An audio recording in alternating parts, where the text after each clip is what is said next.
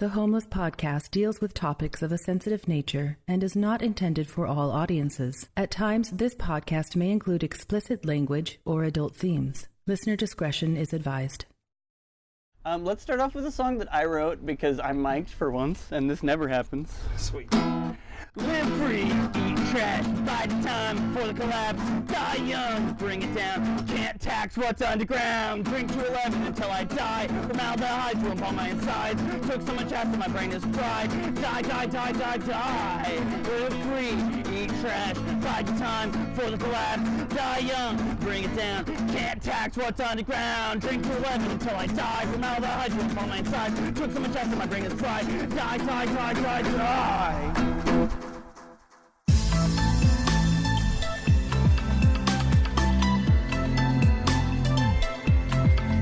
Welcome back to the Homeless Podcast, Season 1, Episode 2, a podcast that tells the stories of those that live on the fringe of society. If you haven't already subscribed, please take the time to do so on Apple Podcasts, Spotify, Stitcher, or wherever you may be listening right now. As you listen to these stories, please note that the opinions stated in the Homeless Podcast by guests do not necessarily reflect the opinions of the Homeless Podcast.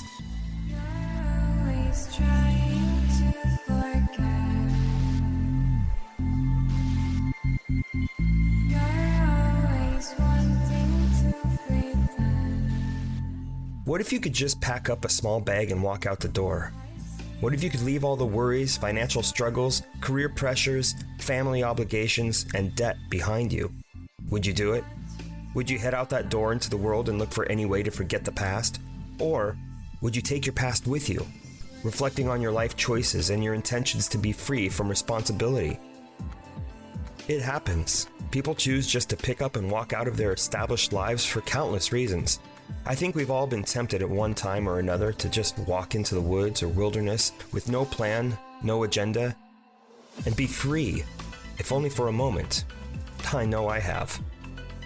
You may think it a ridiculous life choice, but that is what this episode is about, being trapped by freedom.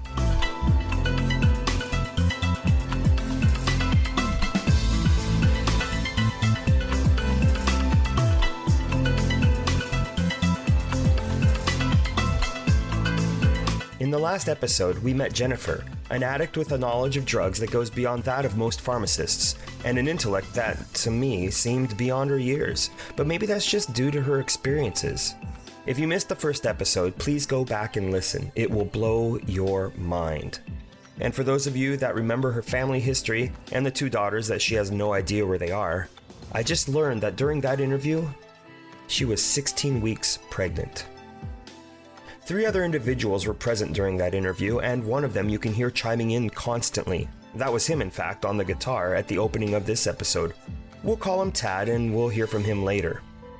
Davey spent the first episode lying in a corner, wrapped in a blanket, and just listening.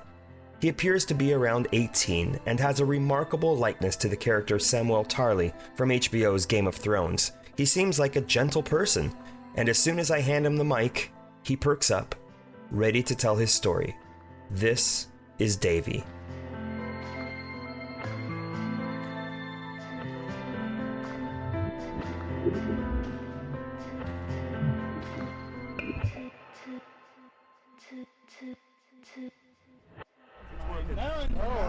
Sure, dude.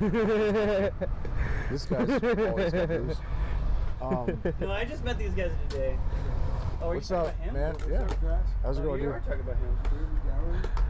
I'm a crazy Alaskan. You're from Alaska? Yeah. The last guy I talked to is from Alaska. Huh? I think the last guy I talked to was from Alaska. So, yeah. How'd you get down here? Mom passed, so that caused me to lose. Sorry, you guys mind if I stand up?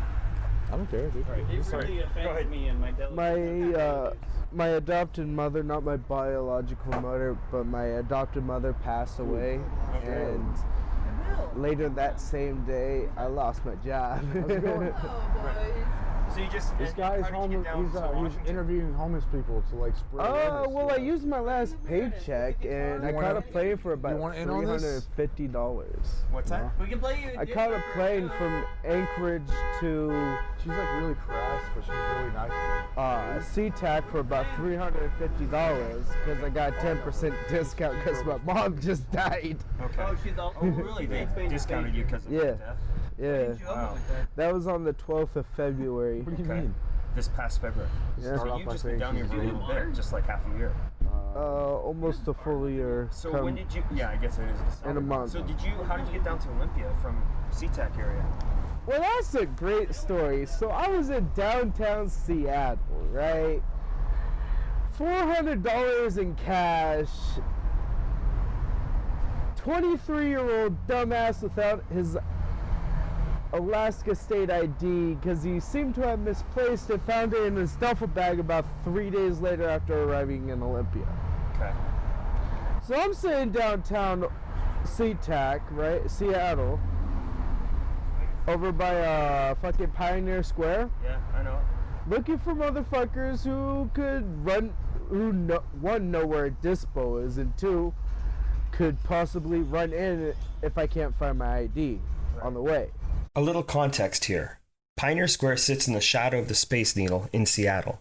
This area is notorious, especially recently, as a place for homeless individuals to hang out, score drugs, meet others, and just come together.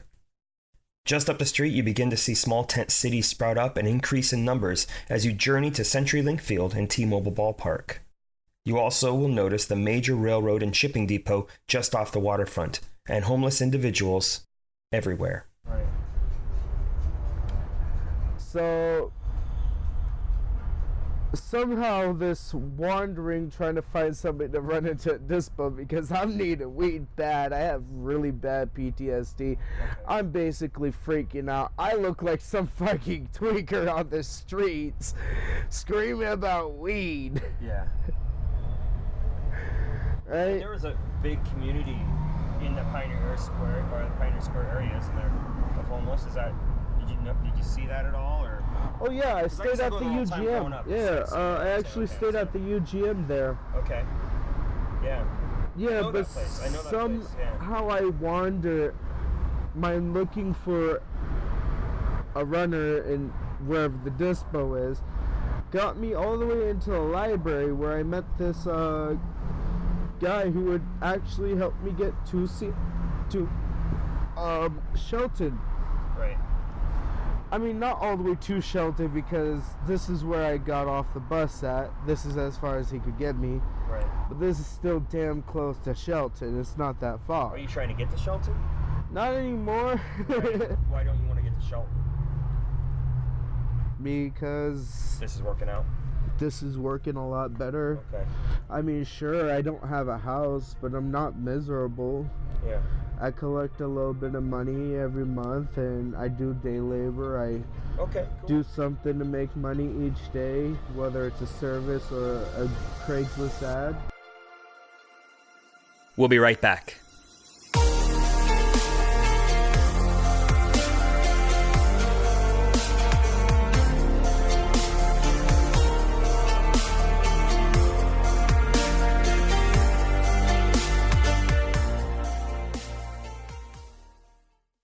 Did you know that socks are the #1 most requested clothing item in homeless shelters?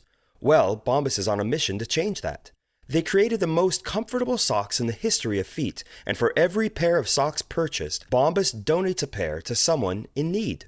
Designed with special comfort innovations, colors, patterns, lengths, and styles, Bombas are perfect for the whole family. Get your hands on a pair of Bombas socks, and your feet will thank you. Bombas has donated over 20 million pairs and counting. They're made from super soft natural cotton, and every pair is designed with arch support, a seamless toe, and a cushioned footbed that's supportive but not too thick. My new favorites are the new merino wool socks, designed to be breathable, dry, and never itchy, with just the right amount of thickness. With tons of different colors, patterns, lengths, and styles, Bombas socks also make the perfect gift for anyone on your list. I wear them every day, and I have to say, I'm in love with how they feel. Anyone that knows me knows that I have a bit of a sock and shoe addiction, but sometimes the greatest look doesn't always go hand in hand with the greatest fit or feel, especially those socks that creep down into your shoe. I hate that feeling. With Bombas socks, you are sure to get an incredible experience in both fit, feel, and look. And the best part, for every pair you buy, you are supporting the Bombas mission in providing socks for those in need. Now that is a mission I can get behind, and I know you will too. Save 20% on your first purchase when you shop at bombas.com/homelesspod. That's bombas.com/homelesspod to save 20%. bombas.com/homelesspod.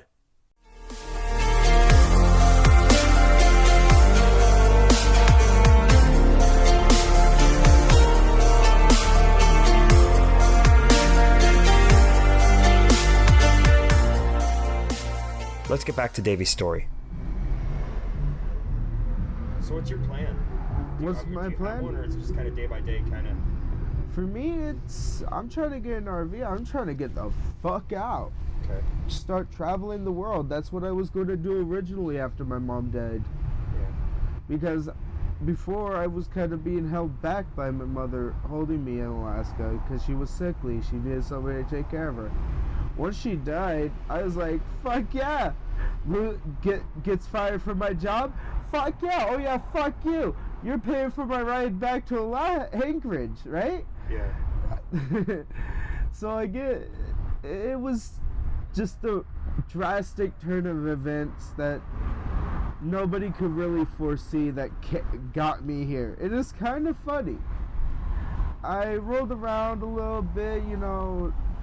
I've done my fair share of tripping since I got down here. Yeah.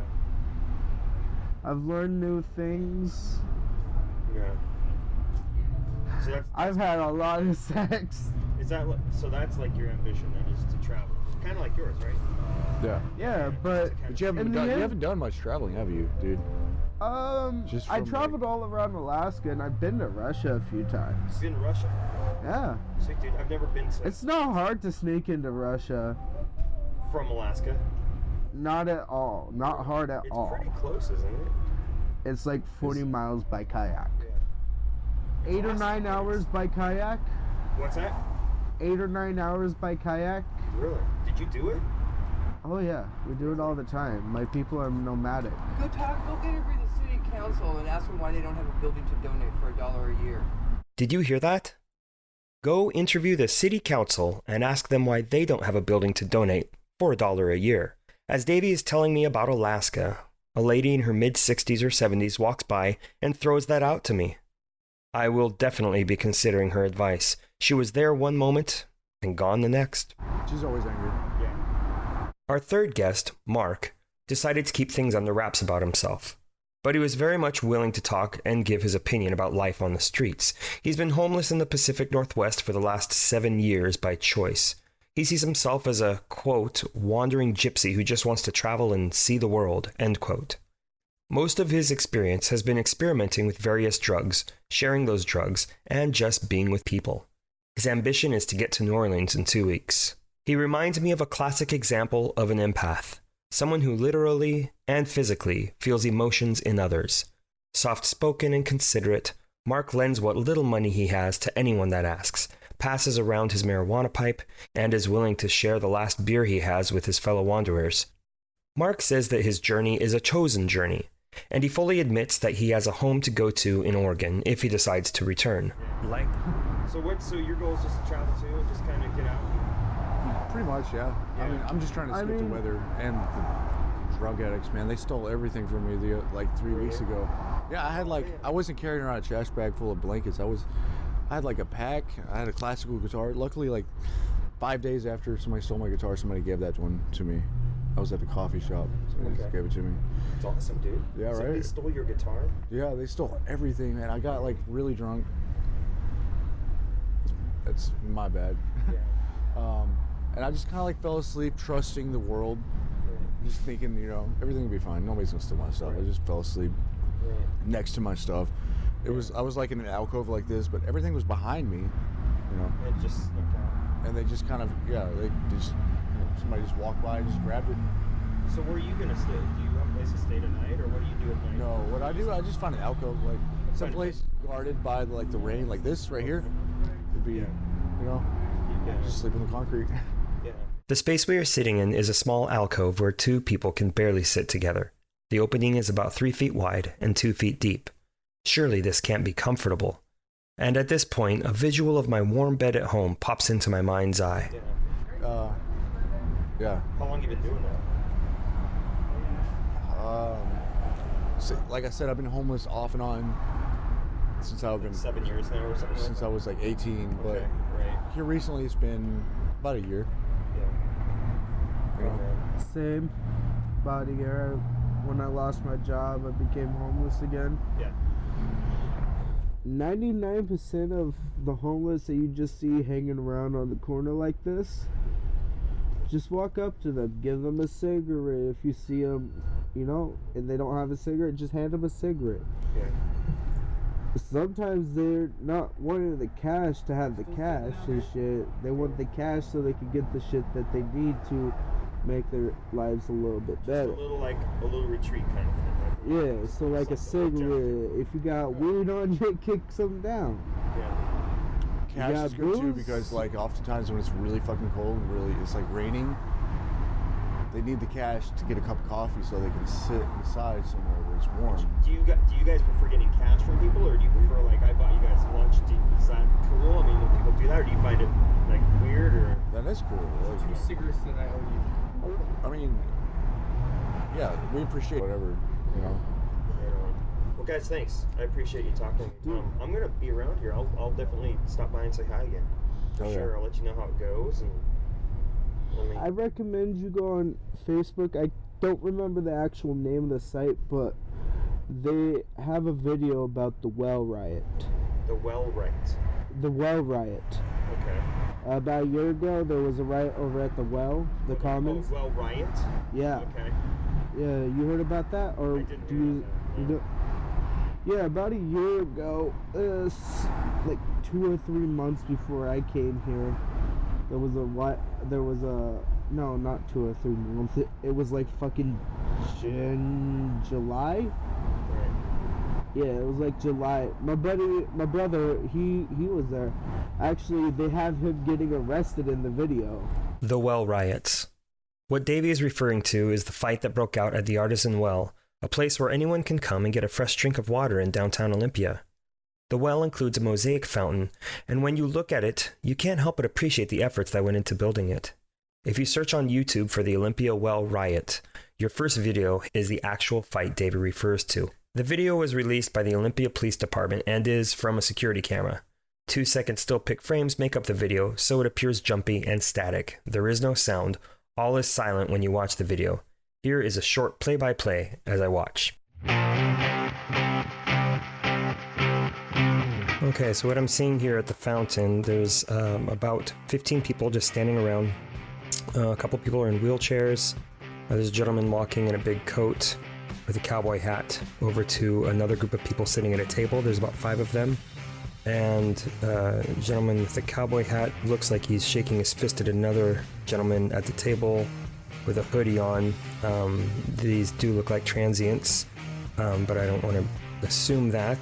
They may not be, but it does look that way. There's a heated argument going on now with another girl and the cowboy hat man. We'll just call him Cowboy Hat.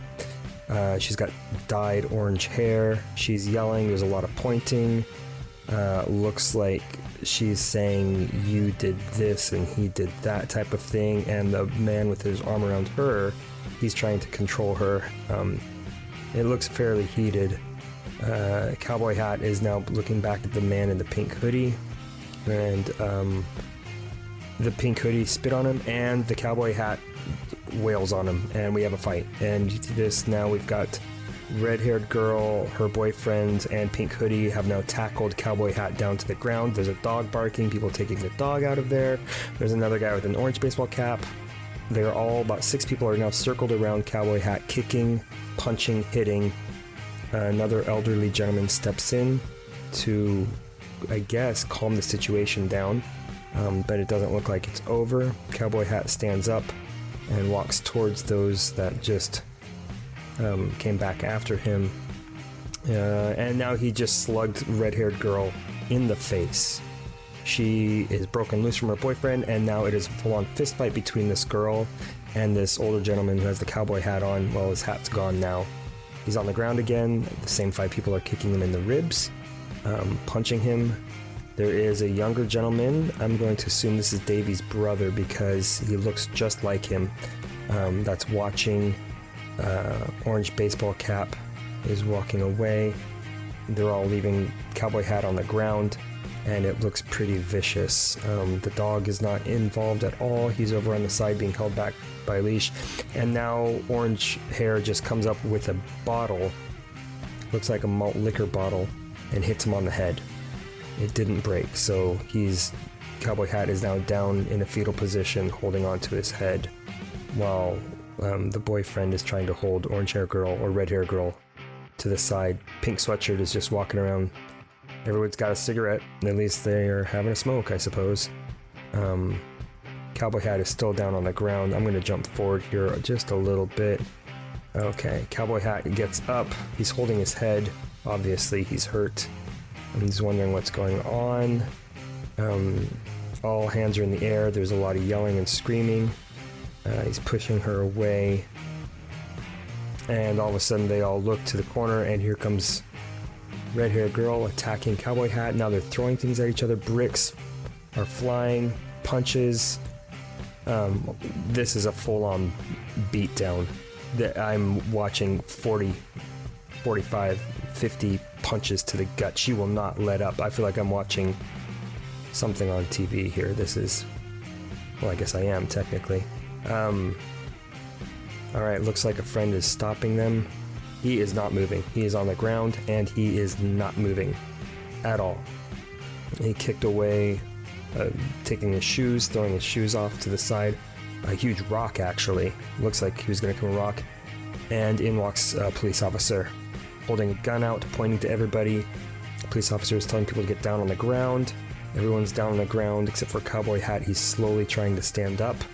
I think the police officer is asking if he's okay. And everybody else's hands, Red Hair Girl's on the ground, boyfriend's on the ground. And then Cowboy Hat runs over and kicks her in the face. The policeman has now taken down Cowboy Hat. Boyfriend is yelling at the police officer. And it looks like, I don't know who got arrested with that, but I'm assuming that's the riot that he's talking about.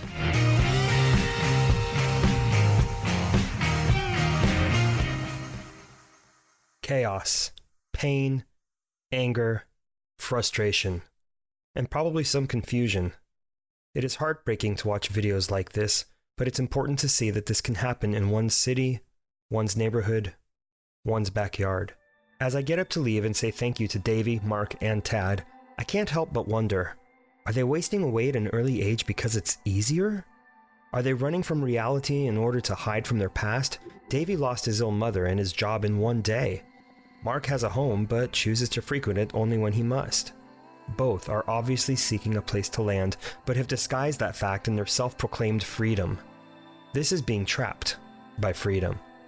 When things appear easier from the outside, but once in, there is often no way out. Tad, as you may recall from the first episode, is what he calls a housie. This is a person who lives in a house but chooses to fraternize with those that are homeless. Earlier he stated that he has places to go and people that will support him, but he wants nothing to do with his father.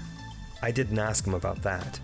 I could tell he didn't want to go there, but I was able to get one more song from Tad. He wanted to sing a song called Urine Speaks Louder Than Words. The lyrics are heartbreaking, and the story is full of angst, anguish, and anger. And yet, he makes this point, quote, "Why try to argue when you can just piss on the establishment?" End quote. I just got into an argument with my father today, and I have many places to sleep tonight, but that's not one of them anymore. Okay, and I swear, that day, I can tell you without lying, I was born to be smoking, I was born to be dying on that day, not doing heroin, easy as pissing on that day. I'll stop talking so much shit about the government. Urine speaks louder than words on a politician or on a BART policeman. Urine speaks louder than words. And I swear that's today. I can tell you without lying, I was born to be smoking, I was born to be dying. On that day somebody will say, is this resistance or a costume party? Either way, I think black with bandanas is a boring theme. Antifa, not black people. I don't want to tell ya, Spartans are great with amnesia, especially when you're convinced something like centuries of racism, and they look at the man on center stage and pay no attention. Millions get locked in a cage, riots break out in Oakland, urine speaks louder than words on a BART policeman or on a prison warden. Urine speaks louder than words.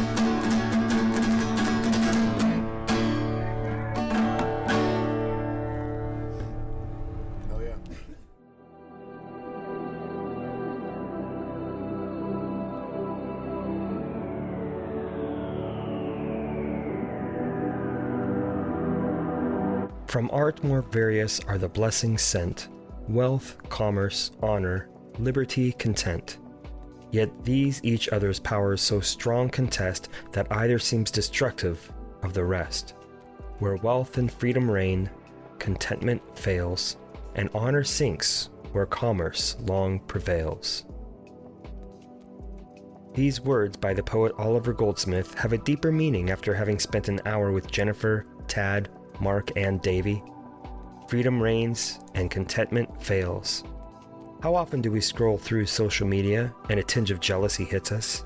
How often do we compare our lives with the lives of others, not only grasping the fact that people put on display their best moments, and rarely their worst? And where does that lead us? Into a spiral of discontentment, a black hole of comparison, a vortex of resentment.